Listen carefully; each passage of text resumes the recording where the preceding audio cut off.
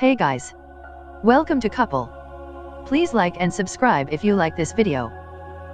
During an CNN interview on Tuesday morning, White House Deputy Press Secretary Raj Shah did not deny an NBC report that outgoing Supreme Court Justice Anthony Kennedy received assurances from President Trump that if he retired, Judge Brett Kavanaugh, one of Kennedy's former clerks, would be nominated to be his replacement. Source familiar tells NBC that Justice Kennedy had been in negotiations with the Trump team for months over Kennedy's replacement. Once Kennedy received assurances that it would be Kavanaugh, his former law clerk, Kennedy felt comfortable retiring. At Leigh Caldwell and at Frank Thorpe, Jeff Bennett, at Geoffrey Bennett, July 10, 2018, asked repeatedly if some sort of deal between Trump and Kennedy was struck before Kennedy announced his retirement. Shah dodged, saying things like, "I'm not going to read out private conversations that Justice Kennedy had with either members of the White House or the President, and Justice Kennedy can speak for himself."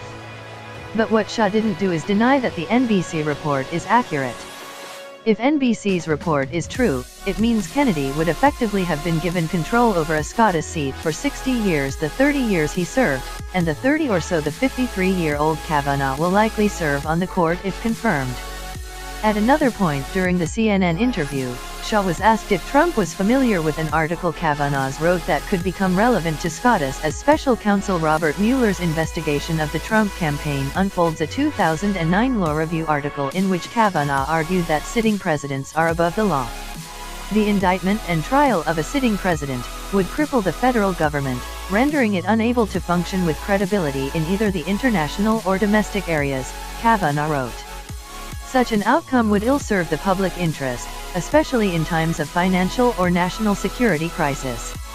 Shah again dodged, saying that the President and the White House are aware of all of Judge Kavanaugh's public record, but what we are focused on is that if you look at his opinions, if you look at his writings, there are some that would emphasize greater power for the executive, some that would limit the power, some that would put a ruling on one or another side of a specific issue.